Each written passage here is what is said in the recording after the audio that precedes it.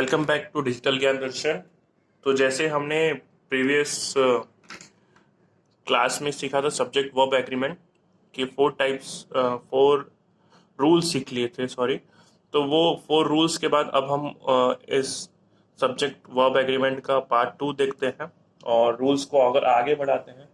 तो जो पहला रूल है उसमें ये है कि रूल नंबर 5, अब है हमारा रूल 5। देखिए इसमें इसमें क्या है, इसमें जब अ, अगर सब्जेक्ट सब्जेक्ट जो है नीदर नॉर इधर और नॉट ओनली बट ऑल्सो और नॉर और नॉन बट, तो ये सब चीजों से अगर जुड़ता है तो जो उसमें वर्ब होगा वो जो नियरेस्ट जो उसके सब्जेक्ट होगा उसके अकॉर्डिंग होगा। चलिए इसको हम समझते हैं कैसे। जो वर्ड्स मैंने बोले वो है आपका नीदर नॉर इधर और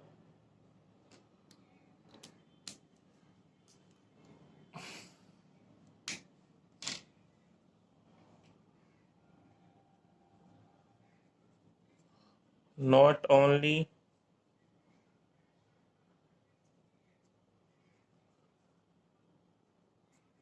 but also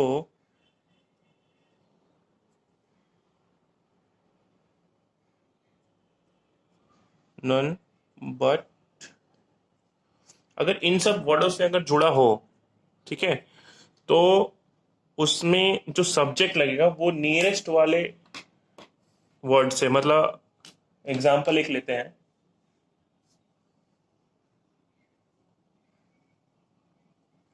neither Ram nor Shyam has come. देखिए यहाँ पे नीदर नॉर यूज हुआ है, पर यहाँ पे दिख रहा है आपको दो सब्जेक्ट है, ठीक है, सब्जेक्ट नंबर 1, सब्जेक्ट नंबर 2। दूसरे वर्ड में बोले तो दो पर्सन दिख रहे हैं, ठीक है। अब दो पर्सन दिख रहे हैं तो यहाँ पे जो वर्ब लगेगा वो इसके हिसाब से लगेगा, मतलब नॉर के बाद जो दूसरा सब्जेक्ट है तो इसके बाद ही वर्ब आएगा। और वर्ब का रूल है कि यहाँ पे जो वर्ब लगेगा वो इसके अकॉर्डिंग लगेगा। अगर ये प्लूरल आ रहा है, ठीक है, तो यहाँ पे प्लूरल वर्ब लग जाएगा, पर यहाँ ये सिंगुलर आ रहा है तो सिंगुलर वर्ब लगेगा। ये है आपका नियरेस्ट सब्जेक्ट, ठीक है, ये है नियरेस्ट सब्जेक्ट, इसके अकॉर्डिंग यहाँ पे वर्ब लगेगा। तो यहाँ पे कौन सा वर्ब लगेगा? Singular verb. क्यों? क्योंकि ये श्याम है, थर्ड पर्सन सिंगुलर है। एक और एग्जांपल लेते हैं।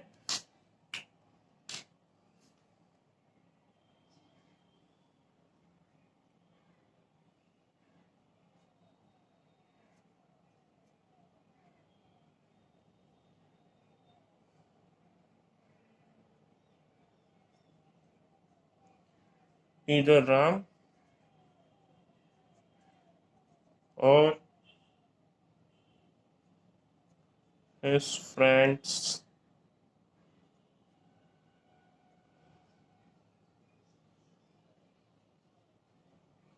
have come।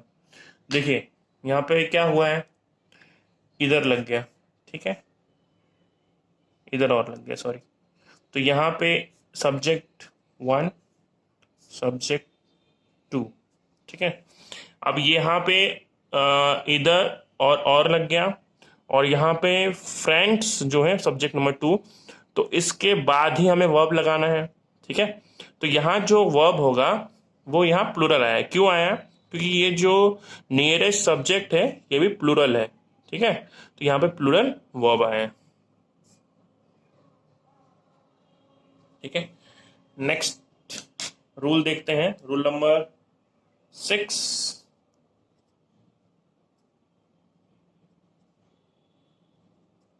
तो रूल 6 क्या कहता है?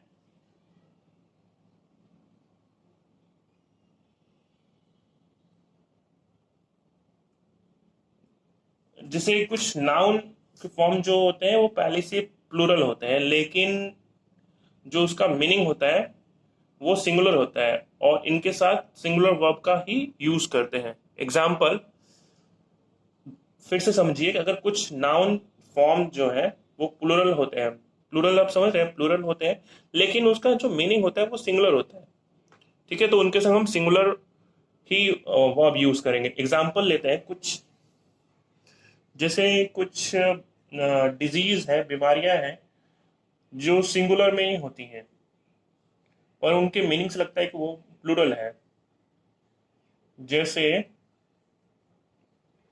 एग्जाम्पल लेते हैं, मम्स होता है एक, मम्स सुना ही होगा अपने नाम, मम्स हो गया, रिकेट्स हो गया। ठीक है, ये तो कुछ बीमारियां होंगी। अब कुछ खेल, कुछ गेम्स हैं जो जिनको हम प्लूरल में बोलते हैं पर होते हैं वो सिंगुलर। जैसे बिलियर्ड्स,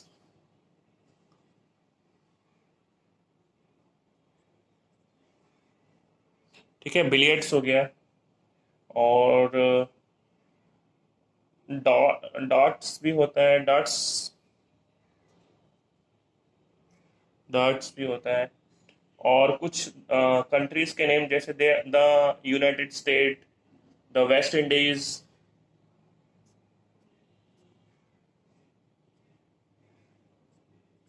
द यूनाइटेड स्टेट्स।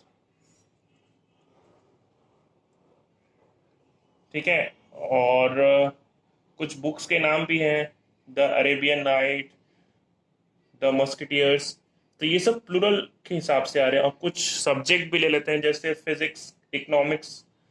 तो ये सब चीज़ें क्या हैं, जैसे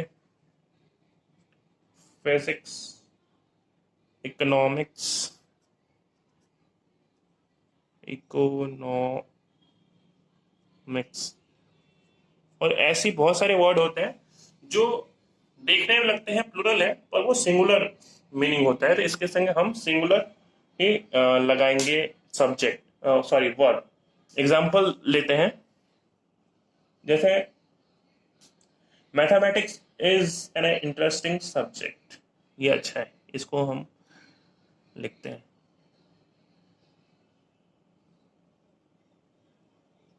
मैथमेटिक्स is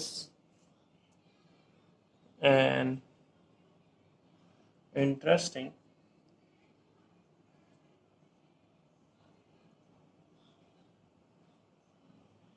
subject। ठीक है, तो अब यहां ध्यान से देखिए, यहां मैथमेटिक्स आ गया। ये नाम तो है आपका प्लूरल के यूज में आ रहा है, पर ये एक सब्जेक्ट है। ठीक है, तो ऐसे नाम के संग हम सिंगुलर वर्ब लगाएंगे, singular verb.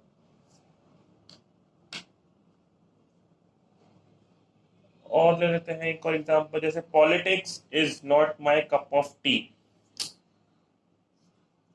Cup of T, आपको मीनिंग बताता हूं क्या होता है।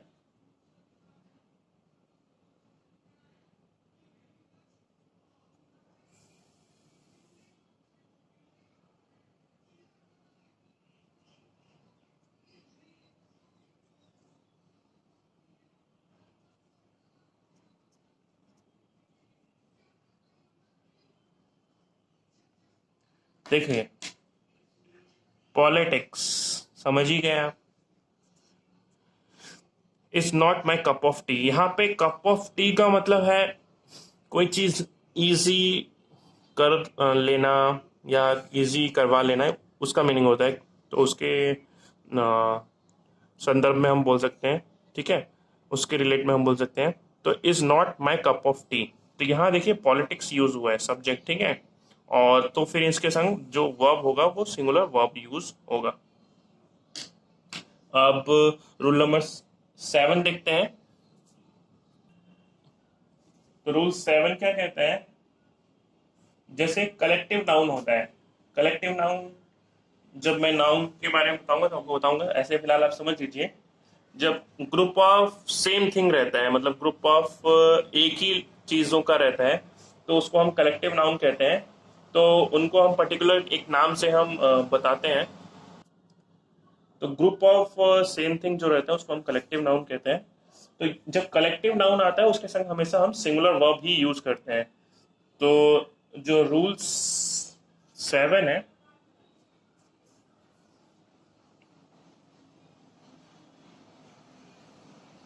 7 है, उसके अकॉर्डिंग जो कलेक्टिव नाउन होते हैं,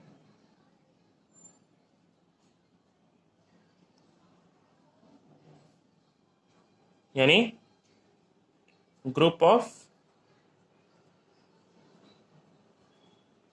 सेम थिंग, ठीक है,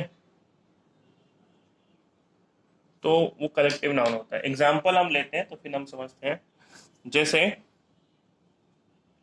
the heard of cows is grazing in the field.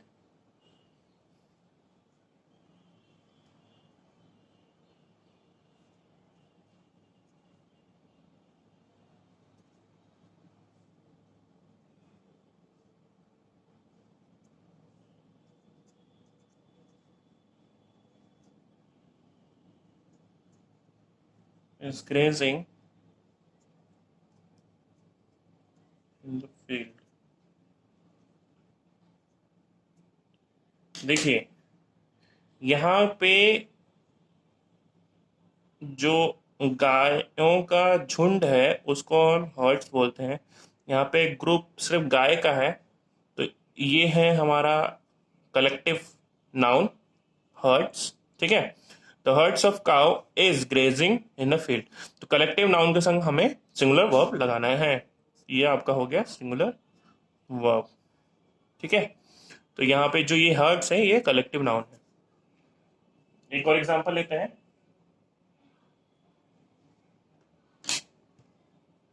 हम्म, चलिए ले लेते हैं कमिटी।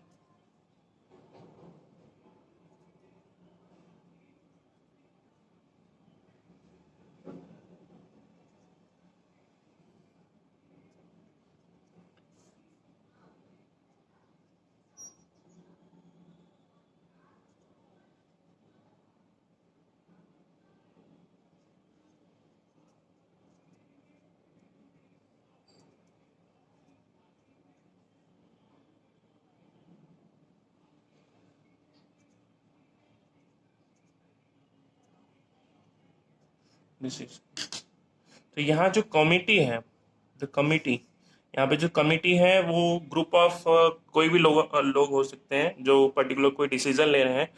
तो यहाँ जो कमिटी है वो आपका कलेक्टिव नाउन है, तो उसके बाद हम क्या लगाएंगे, सिंगुलर वर्ब लगाएंगे। तो ये आपका सिंगुलर वर्ब हो गया, ठीक है। तो अगला जो रूल है वो रूल 8 है। इसमें कुछ वर्ड है जैसे each, every, one, someone, somebody, nobody, none, ये सब कुछ वर्ड है जो मीनिंग में तो सिंगुलर है और ये अपने संग सिंगुलर वर्ब ही लेते हैं। तो कौन से वो वर्ड्स हैं फिर से लिखते हैं। रूल 8, जैसे ऐसे लिख देता हूँ, वन बॉडी और थिंग्स, ये याद रखिए। तो इसके संग क्या रहेगा, nobody, none one, one, anyone, ठीक है। यहाँ पे समबडी, ठीक है, और यहाँ पे समथिंग, नथिंग, ये सब जो वर्ड्स आते हैं। और कुछ वर्ड्स हैं जैसे ईच और एवरी, इसके संग हमेशा हम सिंगुलर वर्ब ही यूज करते हैं। एग्जाम्पल लेते हैं।